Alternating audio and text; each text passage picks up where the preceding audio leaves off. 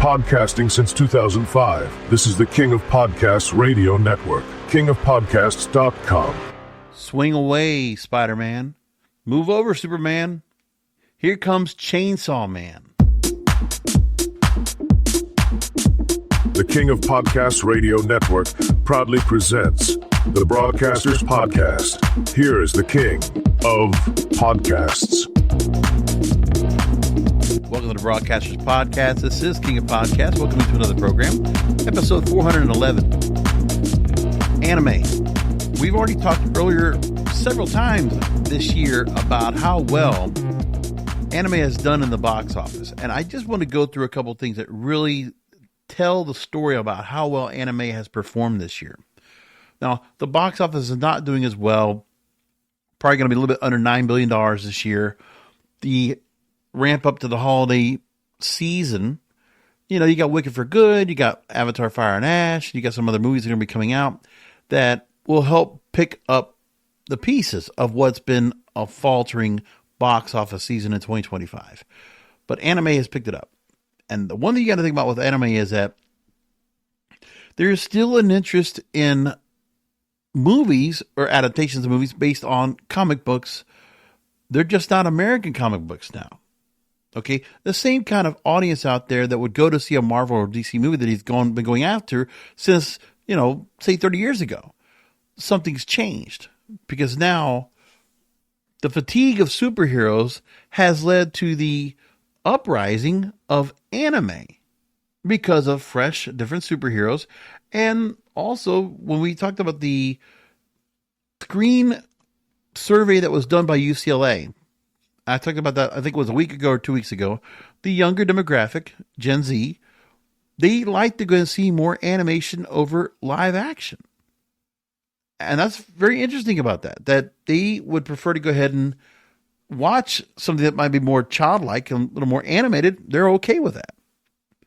And they're not talking about movies like, the Minions or the Bad Guys or whatever there is, or Dogman, whatever. It's like they don't want to worry about those. But they're absolutely into this here. And it's also because of the fact that the animation from Japanese animation, the storylines, the way they're done, it's such an imagination, such a fantasy. It will be really, really difficult to try to go ahead and recreate that in live action. Of course, Netflix is trying to do it with One Piece, and there have been other attempts at other types of things like that. But, it's very rare. Alita Battle Angel. Remember, that was another one that was adapted from manga. But you see right now that the movies that are coming out for anime that are performing well, they're doing pretty well overall. Look at what we have right now. I'm going to take from the numbers.com, the numbers.com. Looking at the top grossing movies in the last 30 years that were based off of comic books or comic novels. Avengers Endgame leads the pack, and this is now domestic numbers, by the way. Obviously, near $1 billion domestic, not counting what they did overseas. Spider-Man No Way Home in 2021 is second. Avengers, Black Panther, Avengers Infinity War, that leads out the top 5. Now, we can go farther down. And eventually we're going to get to some other names that are in this as well that are going to be very interesting. If we're looking in the last couple of years, we're starting to see some movies internationally, by the way. Because the phenomenon of anime, of course, going back to Toonami on Adult Swim, going back, 20 years ago plus. That's always been the groundswell of that underground movement of anime, which has taken 20 years plus to get to the mainstream. Because now, superhero movies are passé. Anime is mainstream at this moment. Just look at this year. If we're looking at the box office right now for Demon Slayer, the movie Infinity Castle, just saying that was a movie that came out, over a month ago. And that movie right now has earned $668 million worldwide, $133 million box office. It's not even one of the best, but obviously it was something that was very much a big production and a large scale movie because the movie almost ran 3 hours or did get close to 3 hours. $530 million international. That is incredible. You also have another one in 2020, which was Demon Slayer, the movie Mugen Train. Oh, here we go. The budget for Demon Slayer was $147 million. And like I said, then you see just the move up of everything else. Now, if we're looking at 2020, Demon Slayer, Mugen Train, $86 million,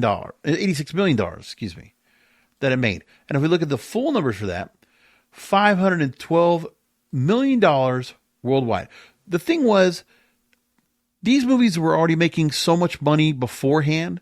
So the question was, from Sony Pictures or the folks at Funimation Entertainment or Crunchyroll, they're saying, can we get the American audience to buy on it? Is it worth the risk? And then Sony, decided to start going this route. So they decided to go and start putting out movies in this respect. And now 2 of those movies on box office are generating a lot of money right now for Sony Pictures distribution and for Crunchyroll.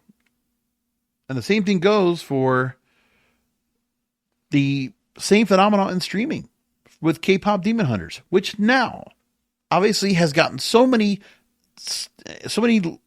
watches right now on Netflix. The soundtrack has been consistent on the Billboard charts, the album chart, the Hot 100. It's just up there. And then you go ahead and look at the fact that movie is going to spawn a sequel. And it's obvious that more anime is going to be much more prominent on streaming services. They're going to kind of go and put more into that. So obviously, the big media companies, they're going to try to go and cash in on this. And Sony is on the forefront of this right now, no doubt about it. With 2 movies within a month of each other, generating some of the best money that the box office has seen all year, which is saying something a lot. But we know the international audience has already been on it. But if you can get it in America and it becomes something that everybody's all caught up in, there's enough of an audience out there that's been watching long enough to really get into it. So for them, it's okay. They can go ahead and do it. And they feel destined to go and do really well by putting it out there. And just to look at the complete list of the top grossing movies in 2025 right now and where things are with this, we're looking right now, and of course, there's been movies that have made a lot of money. Minecraft movie is the top grossing movie of the year so far. And as far as I know, I believe them and Lilo and Stitch are the only movies to reach $1 billion worldwide. Actually, Minecraft just short of $1 billion. And then you look at some of the other movies that where that fatigue, you might have gotten some money off of some of these movies that we had in superhero world with Fantastic Four and Captain America. They were panned. They did not perform well. The graphics, the quality of the movies that have been out there, because of the amount of resources that have also been spread out over into the streaming services with Disney Plus, have hurt the likings of the Marvel movies going out to theatrical. Where Disney also had to go and change their whole direction of we're putting more resources into theatrical, not so much into streaming, especially with these Marvel movies. If they want to get this Marvel universe another phase to go and do well, they have to put more time into it. There's just no choice. But if you look at the other movies we have, Superman is the highest grossing DC movie. But again, these are just, you would think they need to be able to do something well. $616 million worldwide for Superman after its run. And you have Captain America, Brave New World, which also did not perform well at all and suffered back in February. $413 million. Not good. And when you look at how it was put together, Thunderbolts also bombed pretty well this year. But if you look down into the top 20 and you start looking a little bit into the lines, of course, there are other outliers in the world of animation that have found their way up, which were either video games with Sonic the Hedgehog. A third one came out. Then you have Tron, Ares, which did not do well at all. And then you look forward to, and you see Demon Slayer, and then Infinity Castle, which is doing very well. It's right now currently the 15th highest grossing movie this year. It's in quite good category where it comes to like other competition going along with them. And then, we just need to keep an eye on the fact that, okay, in the top 50, Chainsaw Man drops in there. And it's only been out 2 weeks. Something about that, it's a very telling thing. And if we just look at Sony Pictures, by the way, for them overall and how they performed.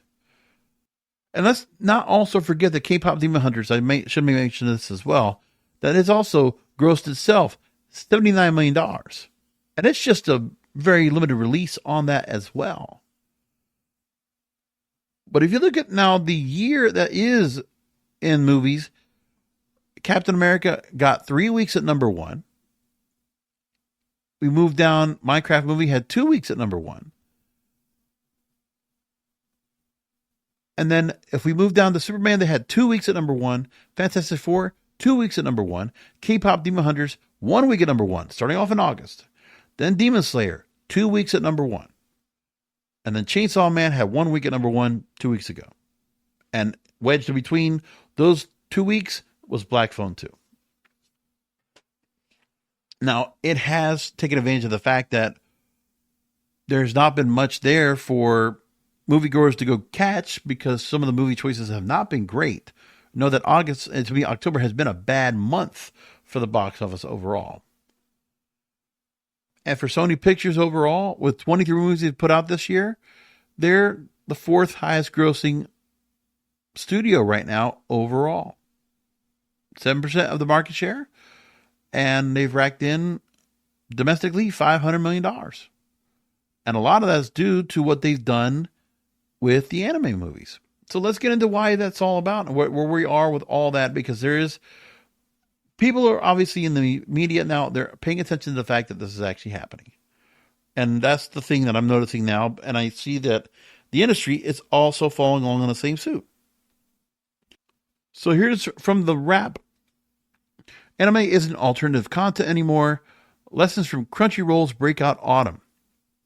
And in the story that right off the subhead, they tell you that Demon Slayer and Chainsaw Man have made a combined $168 million in the month of October in the U.S.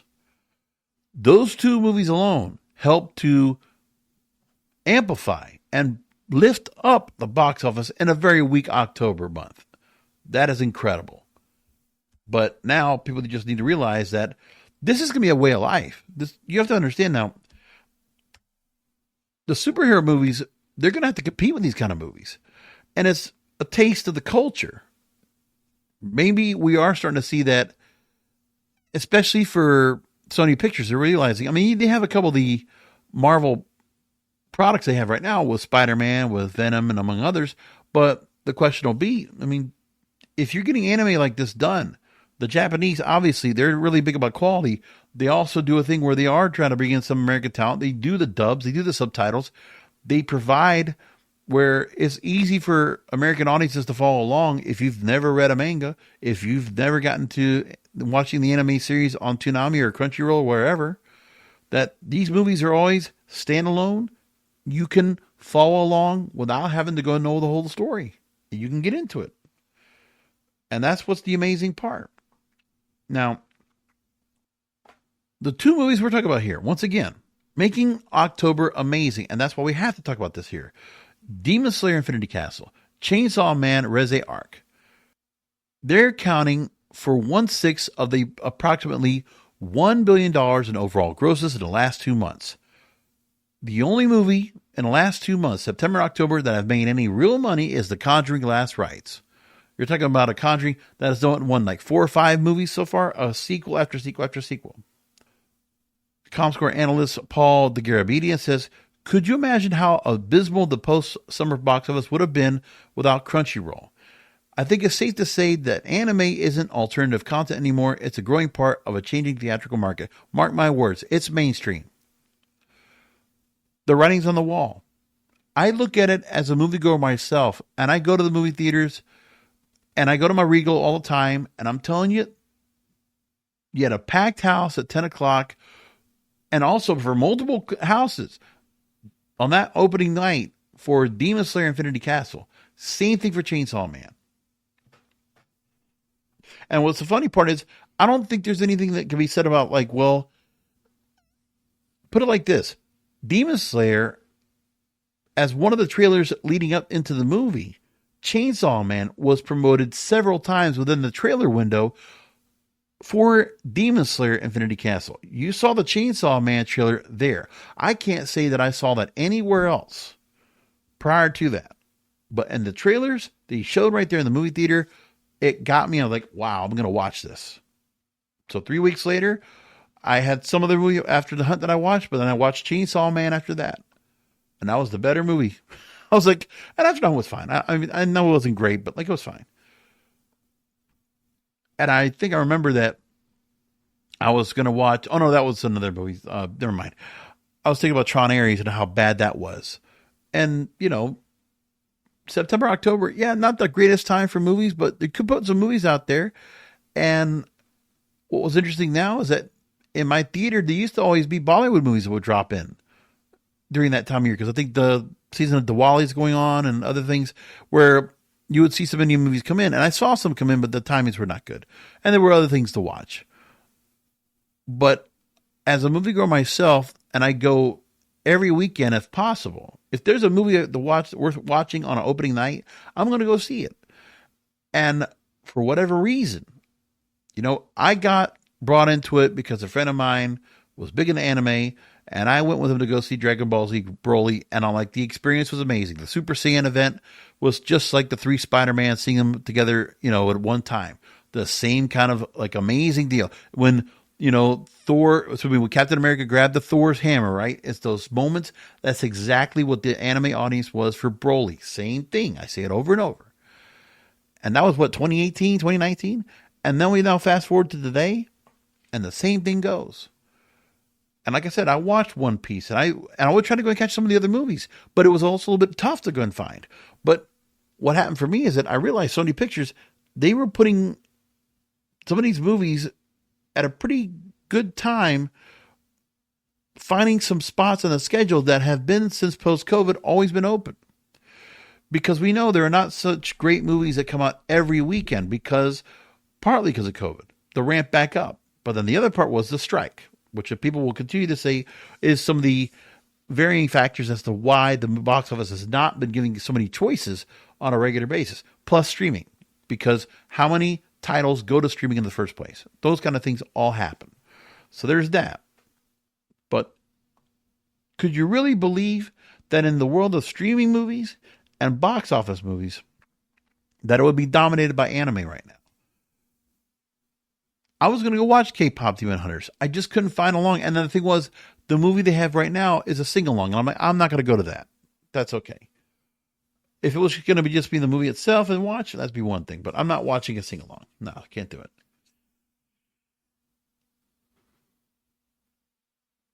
Not to mention there were other movies I wanted to watch in the meantime. Now, back into the story. Demon Slayer Infinity Castle. I didn't realize this happened too. It is now smashing the record for the highest grossing anime film of all time, both in the US and abroad. More money than Superman, more money than How to Train Your Dragon. Like I said, 2/3 of $1 billion worldwide. So Crunchyroll's positioned Sony to take advantage of changing audience tastes, particularly in Asia, where Sony Pictures Releasing handles distribution of all of Crunchyroll's theatrical acquisitions outside of Japan. They're promoting it right. They are putting out the right movies in front of enough screens. It's working. And now I think we're going to get to the point where there's so much material that the American audiences will feed into that they're not going to get tired right away of some of these movies that are going to be coming out. And think about like this for the studios, for Sony right now, working in the relationship with the folks in Japan to put these out here, Shonen Jump or whatever else, and Crunchyroll. Think about it like this. I mean, the budgets are so much less. To put these movies together, yeah, it takes time still, but you know, no principal photography, no shoots, not so much of anything else. You just got an animation house that's just cranking it out and figuring out the right idea, getting the storyline done. But in the same way, man, why not see if animation can make more money for you? And the fact that the animation that's out there, which, 50, 60, 70, 80 years ago, if you were going to watch any animation at all, it would be a trailer leading up to the movie. To see it now existing as the feature-length film to watch is incredible. And I think that's something to be said. Now,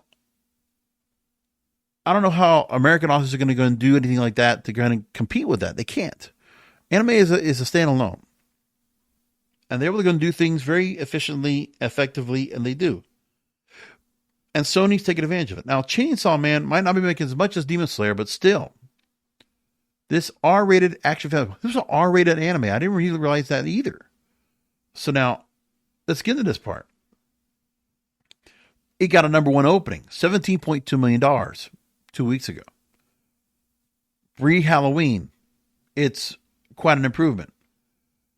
The only Crunchyroll releases to gross more than that amount in North America were films from Demon Slayer and Dragon Ball, with Dragon Ball Superhero. So the question is asked here about the wrap. So how has anime become such a boon for theaters? It's a change in the types of films that are offered.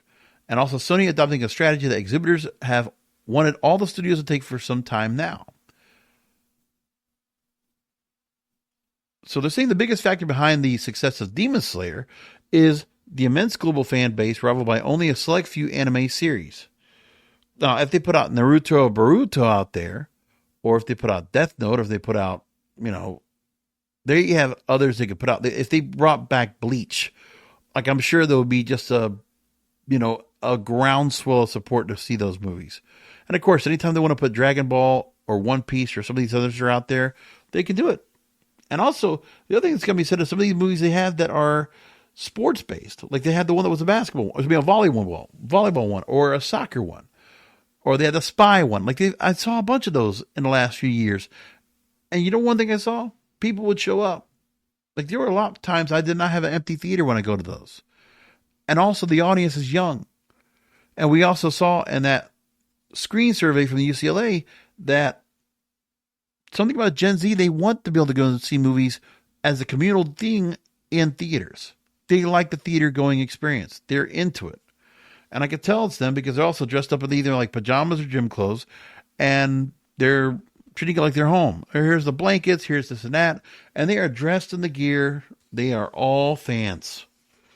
Just as much as the Marvel and DC fans. But the Marvel and DC fans are older. It is skewing older. But they also have a fan base that can go ahead and be a little more wide range. There's that too. So they're talking about windowing here. The amount of time a movie is available to go and be found in a movie theater. So the time gap between theatrical release and streaming release becoming a part of the public discussion surrounding a film.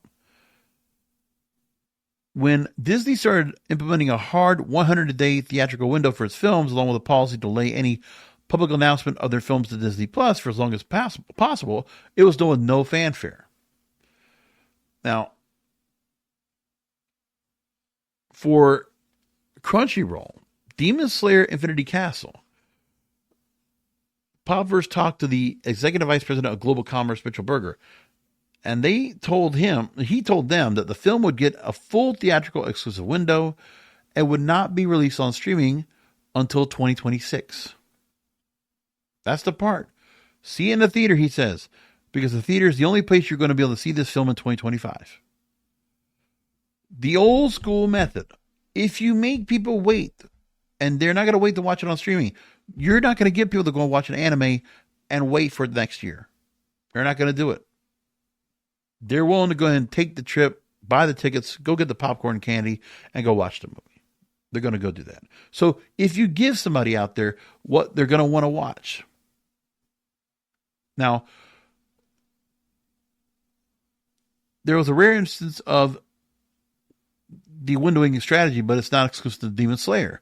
Another Crunchyroll theatrical release was Spy and Family Code White. It grossed $8 million domestically from its release in April 2024, and then in September of the same year, it was put out on streaming. Now, beyond Crunchyroll, Sony has an extended an olive branch to theaters when it comes to windowing that they would work with theaters on windows and ticket pricing. Now, Sony's licensing deals with Netflix continues to be fruitful for both partners, and releases like 28 years later, Karate Kid Legends did not show up on the streamer until 90 days until they hit theaters. So Sony is trying to go do the thing where they want to make sure the movie's making money first off theatrically and then go to streaming. They want to give it some time. And that's the part.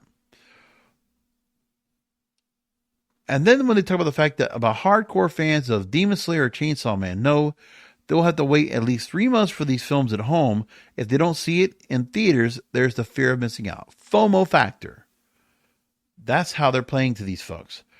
You can still do that. And I hope this is a testament now for everyone out there to say, hey, you know what? You can actually go ahead and watch these movies in the theaters. That's how it used to be. People will still do that if you give it to them that way. But it has to be something on demand. Anime is becoming a genre that can give you movies on demand that people are demanding to watch. They will book and make time to go see it. It's an event for them. They want to be a part of it. They want to be able to go and talk about it to their friends and their friends on Discord or wherever else they're going to talk about it. They got to be able to have that. Fear of missing out. You create that. You can't do that now with these big bloated DC Marvel movies. That can't happen anymore. It's just not possible. Now, it doesn't necessarily mean, and this will be an interesting story to go and see, but there's another supernatural action series called Jujutsu Kaisen. It'll be on IMAX screens in December. They'll have a recap film called Execution. But the same week it comes out will be the same week that Five Nights at Freddy's 2 comes out, which did gangbusters the last time it came out.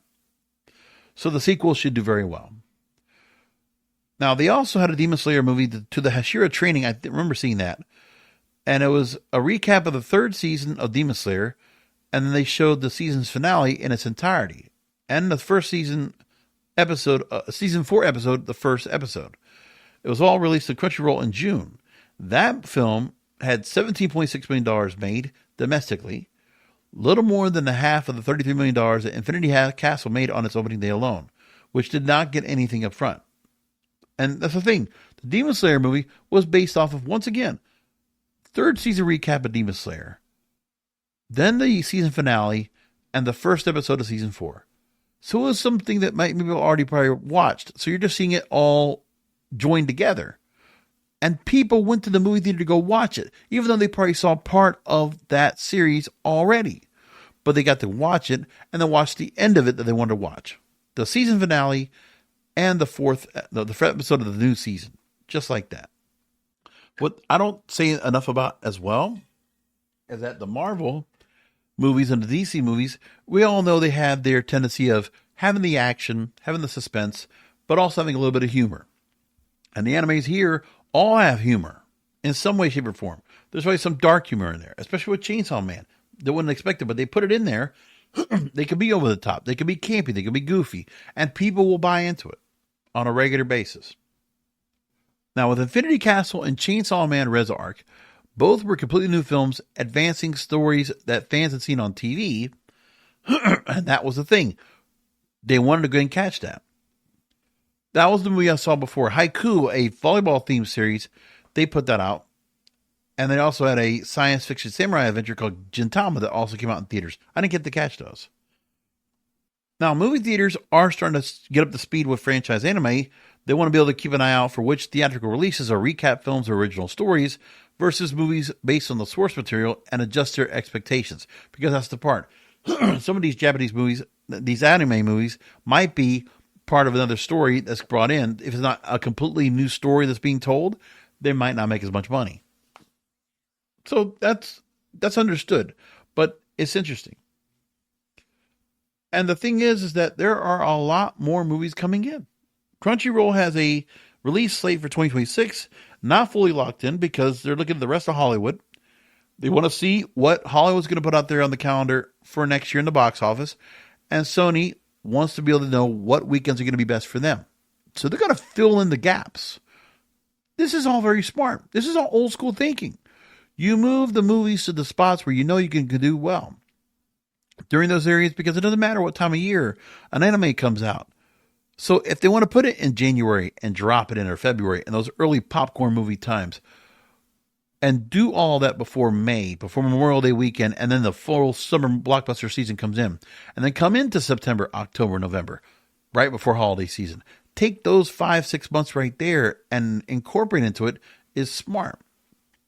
Because anime films are trying to perform on weekends where there's no direct tentpole competition, where they're not going up against some big blockbuster movie that they're going to lose to.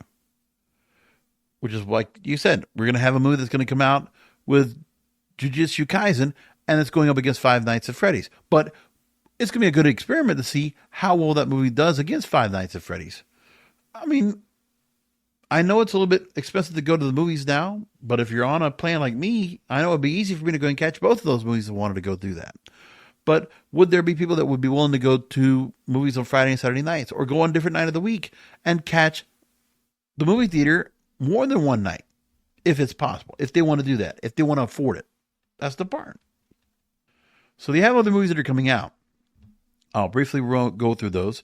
One they have is That Time I Got Reincarnated as a Slime, Tales of the Azure Sea. That'll be coming out in February. It's part of an ongoing 3-season anime series about a murdered salaryman who is reincarnated as a shape-shifting slime in a fantasy world. I mean, they have some real creative ideas out of here. I must just say, it's a bit science fiction. It's a little bit, you got to really suspend disbelief. But yeah, these kind of movies must do pretty well. That's going to be in Japanese theaters, by the way, in February. But there's going to be more going out there. And by the way, we're not even talking about the fact of how things are going for anime as well on streaming. Going back to the early part of 2025, Netflix in 2023 claimed 38% of the total anime streaming revenue generated globally in 2023. And for them, they're just picking up on the fact that, it was so many years ago, they got into getting the Crunchyroll putting all their chips on anime and finding success in streaming. And now moving forward into even more. But Netflix so far is benefiting the most off of anime on streaming, which is where we have all that's going on with the setup of various movies like K-pop Demon Hunters that have come out to the forefront and have gotten people interested. And people are talking about it. And to the fact that the movie did so well that they can actually put it out on the theaters and it performs. But let's talk about the superhero movies. Because they're getting panned right now. So I go to a story from comicbook.com, and they're talking about the fact that the enduring success of superhero movies has changed modern cinema in a variety of ways, from the budgets to the handling of expanded universes. But the studios want to try to expand that superhero effect into other genres. And some of the things they've done with the movies right now, they've undermined consequences in cinema, according to this writer here, saying that there have been drawbacks. One of the worst things to come about from the business side of Hollywood has been inflated budgets. So movies like Independence Day and Titanic did push new limits on budgeting, but didn't normalize eye-watering production values like the MCU did. But now we have the death of consequences. So since films like X-Men, the advent of the MCU, the success of Deadpool, superhero films have slowly but surely reinforced the idea of impermanence in storytelling. Nothing truly has consequences in these films. Anyone can be killed off just as easily be resurrected in a sequel. Yeah.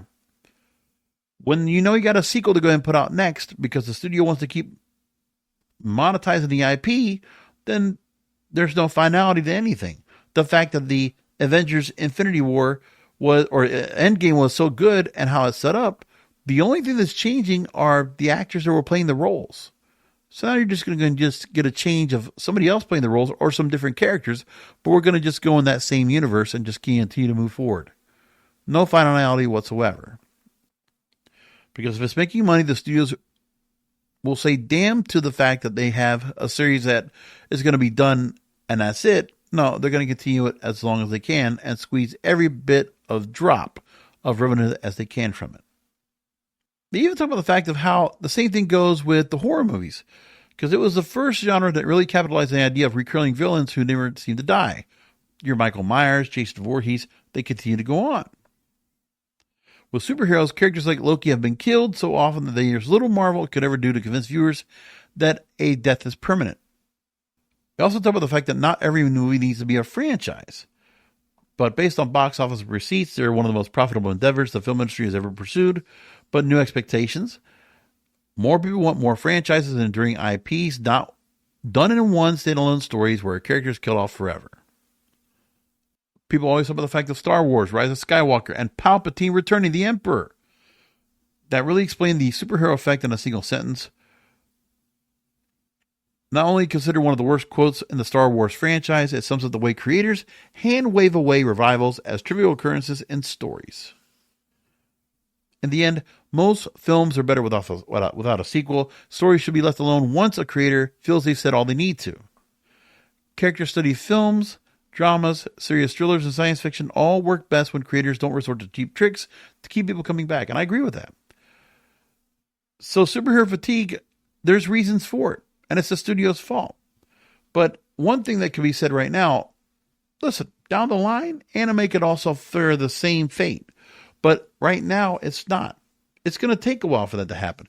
And we also know they're working with outside players. Outside players in the Japanese, that maybe they're not going to allow that to happen. Because they've been allowed to go and say, okay, there are series that people might want to go and watch more of and have them come back. But when they're done, they're done. Bleach is done. They're not coming back. They did it. That's it. If it's their Sailor Moon, they want Speed Racer, they want Astro Boy, they want Gigantor, whatever. When they're coming back, if they're not going to do it, I mean, I guess it doesn't matter how much money there's out there to go and get to it. So now the deal also coming in for K-pop Demon Hunters. A sequel has been put into place. Netflix is giving now also a lot of money to get the movie done.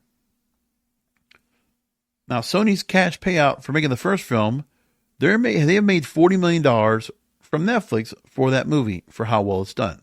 Original was $25 million. They got a $15 million cash bonus.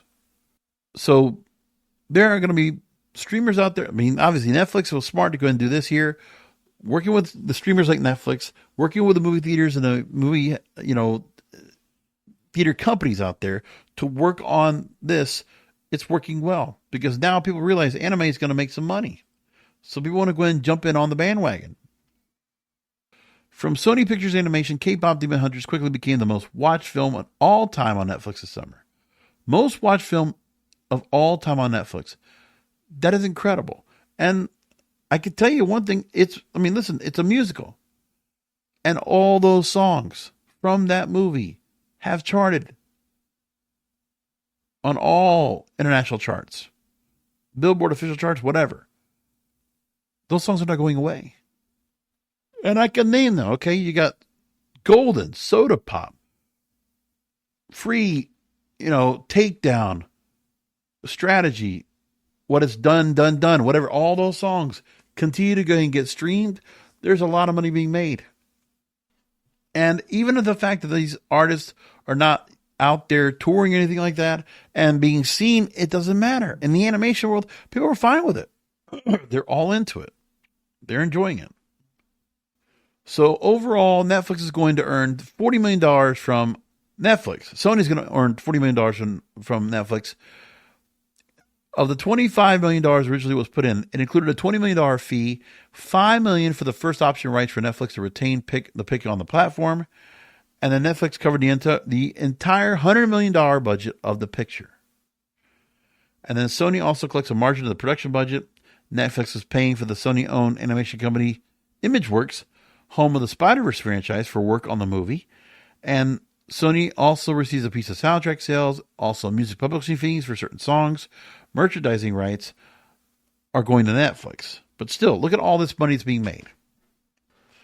And, I mean, I can't tell you, when I look at the movie theaters, they've gotten a new thing now in the last 2 years where they're making new popcorn tins for every movie.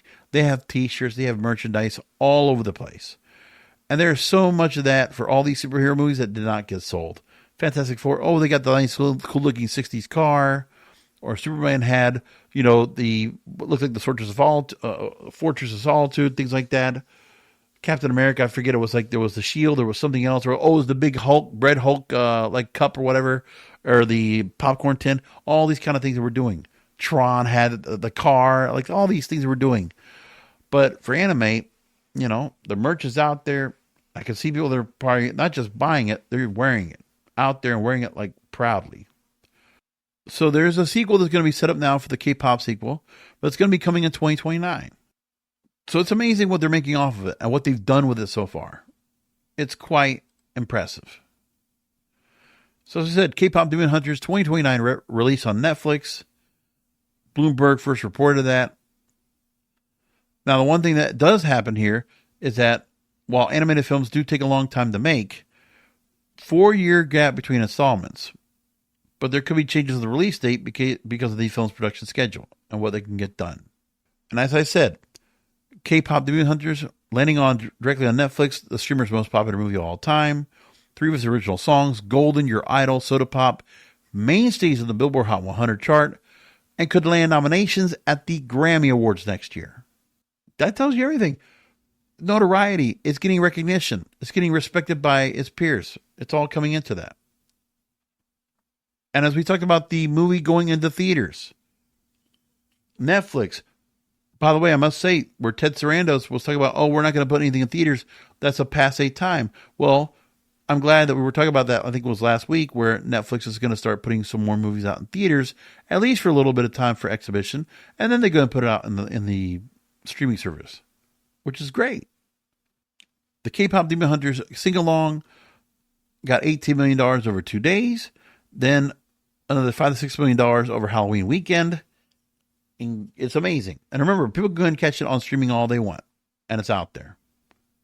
So we already talked about Infinity Castle and making $70 million in its opening weekend. Crazy money. And then there's Screen Rant that also talks about the success of Chainsaw Man. The fact that we get to have 2 anime movies back to back do well. Significantly well. So this story, they say, while Demon Slayer is doing a lot for the art form by bringing it to the popular culture, Chainsaw Man is a true representation of success for anime lovers.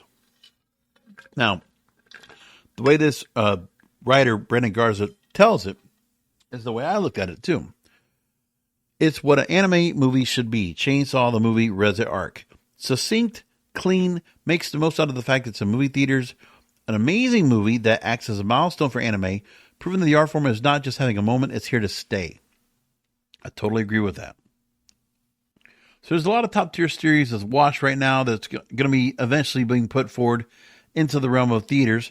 Haikyuu, Jujutsu Kaisen, we just talked about, and if I butcher these names, forgive me, and My Hero Academia, all submitting themselves to be the best anime series of all time. Amazing stories, lovable characters, and heart-pounding moments. Now, going back 10 years, when anime fans look back 10 years from now, they're going to see one series in particular, Demon Slayer. There hasn't been a series this big in the history of anime. While there's been series like One Piece, Dragon Ball Z, and Naruto loved the world over, nothing that's captured the mainstream quite like Demon Slayer. No other anime franchise has been able to dominate the box office quite like that one, and it's not an accident. For Demon Slayer, no filler, wasted moments, and absolutely no twists or turns. It's a straightforward path driven by a character's desire to avenge his family, save his sister, and stop demons from harming anyone else again. Yeah, the storyline of Infinity Castle worked for me, but I thought some of the backstories they put in there, some of the flashbacks, and then just this whole story, maybe we could have wrapped it up in a little less than 3 hours. I could have lived with about 30 minutes to an hour of that movie. I could have lived without that part, but I know they had to do the build up. But then I could say the same thing about Mission Impossible. The last Mission Impossible took so much time to get to somewhere. But, I wasn't bored by the movie either. Let's just make that point too. And in this story, I said it as well, Chainsaw the movie was a better movie. I thought so.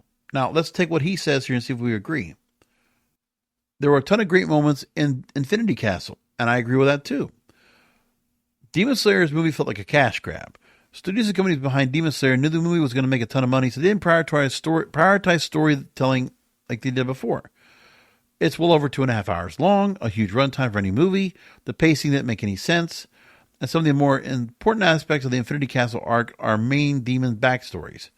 They did a great job of why Akaza and Doma became demons, but didn't flow within the limited confines of the film. Right. Every time we had like action or something going on, It's those breaks to go and bring these vignettes in to kind of give some building of storytelling. It was necessary. I get that part, but it was kind of like it took away from the whole momentum of the film in my hand. Now, he says that Chainsaw Man was an exceptional movie, and I agree. For that movie, the way they set it up, you get a full story, you get a plot twist, and it was told well. And I didn't feel like we were wasting any time with it. And again, we didn't get to the action right away. We had a little bit of taste at the beginning, but for the most part, it's all towards the end. And a lot of the end. Let's just keep that in mind, too. The runtime, an hour 40 minutes, made full use of the fact that it was in a theater, and a single arc making way more sense than adapting as part of one. You're right. They had one storyline they were going through and telling it all the way through, and it was great. And for hardcore anime fans, Chainsaw Man's success meant more to them. So Demon Slayer is definitely a bigger of a mainstream audience, but it doesn't touch Chainsaw Man. But you need both. I mean, there's the hardcores that will enjoy it too, but to get more people into anime in the first place, you need movies like Demon Slayer that obviously have a large, wide range of attention. Because it's also important to the fact that for the movie theater goers, for the movie theater owners and operators, for the studios, they don't want to just put out movies like Demon Hunter. If they could put all these anime movies out and they all make money, that's what's important. That was kind of the idea of where the Marvel and DC movies had their movies that were the secondary, the B movies that maybe would also bring people to go and watch. Ant-Man, Blue Beetle, right? Like those kind of movies out there. If it'll bring a different audience. And some did better than others. Because we can see in the B movies the duds and the ones that did really well. For the Marvel side also, you could say for B movies, well, Deadpool was kind of the B movie, but also, look at how much money it made in its several incarnations. If you want another dud on the DC side, let's just look at The Flash. And if you want a dud over on the Marvel side, just look at the Marvels. Just saying, okay? I have a few more things I want to bring up here that are Spotify and among other things, but we'll take one more movie-related or TV movie-related deal that we should talk about right now, and that's with Sean Astin. He's the president of the Screen Actors Guild of American Federation of Television and Radio Artists. He did a sit-down interview with Variety magazine, and a lot of things have happened under his watch, so he wanted to go and talk about a few of those things. There was the Jimmy Kimmel ABC crisis, the arrival of AI ingenue Tilly Norwood, and the Sora 2 flap, the AI stuff going on with Sora 2 and being brought up that got people wide awake and attention to what was going on. So he did an extended interview with Variety and answered a lot of questions when it comes to negotiations on a master contract with the Alliance of Motion Pictures and Television Producers, the AMPTP. And when it comes to the AI stuff and Tilly Norwood, he mentioned a point about that the writers and directors and the actors have to protect their workforce. That Tilly Norwood is not necessarily a threat in the way it was being marketed, but agents were all of a sudden going to begin, I guess, moving out of the talent representation business into the synthetic data management business. But the idea of AI, technology, and synthetic creations that are like and seem real, that's an absolute threat. We've seen it coming for a long time, but I appreciate that when it comes to SAG-AFTRA, they're in the vanguard. The industry leaders to help shape policy to space, at least in entertainment. And that's why the fight last year in the strike was so important for them.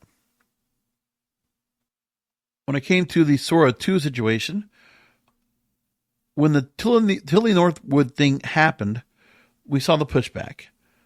And they felt it was important to really invest the right kind of time and energy to compose the communication that levels set to our members. And members really seemed to appreciate the time we took and what we said and what we laid out. When it comes to AI, he also says that some of the public has a discerning curiosity about what about it is that they're being exposed to. Nobody likes to be tricked. Nobody likes to have an experience that they have an emotional relationship and then be told, oh yeah, by the way, that was a construct that you didn't know was being operated on you. So I feel like, they were willing to support our no fakes legislation. I mean, the whole industry, not just SAG-AFTRA. He was also asked about microdramas. I haven't really talked about that much, but these little mini soap operas that come out now that are getting subscription services and getting a lot of people interested. They're being well produced, well acted. They got scripts, but also just being done in a small format, just like that one play thing that was going on in 2020 that went all by the wayside, that little 5-minute thing that they had. I forget what it's called. So quickly forgotten, nobody bought into it, right? They put it out for free for a little bit, and then all of a sudden when they started to charge money, everybody dropped it. It's just funny. So go look at that. A variety of going to go look at that. One thing interesting coming up that I also enjoy with Spotify is the Wrapped yearly information that they provide every year. I mean, I'm such a big Spotify fan. It's interesting going to get that. Now they have a listening stats feature for premium users coming up now that'll appear in the sidebar year round as a mini version of the Wrap feature. You can see how much time you spent listening, who you listened to most, and a weekly special highlight. And it's being made available to free and premium users in more than 60 markets worldwide. So I need to go look for that and see what we got for it, because that'll be interesting to me. I love that kind of information. What can I say? And also an interesting story coming out about a lawsuit that came out from a user saying that discovery mode was a form of modern payola, they said. Anyways, I would read the rest of the story, but the problem is that the Billboard paywall that I have in front of me, I can't get that to go move out, so we're just going to leave it all there. Actually, I finally just opened up for a second. Yeah, editorial playlists is here a modern form of payola, and that record labels and artists need to secretly pay to promote their music. Either which way, I don't care. Discovery mode is not that big of a thing. I mean, the algorithm is going to do what they're going to do. So, I mean, how much can any record company do to go ahead and be able to get some kind of leverage to get their music out there? When we're talking about streaming, it's one thing to do payola on a radio station, but to do it on a streaming platform, there's so many choices of music to listen to and so many other places to go. You got to just hope that you get some of those on the algorithm and they'll actually go ahead and look at it and say, oh, you know what, I'll try it out. But that's such a small amount, and I might be in that category. Pretty much that's it. Anyway, come back next week for another Broadcasters Podcast. Remember, the content is king, and the control of your content is in your hands.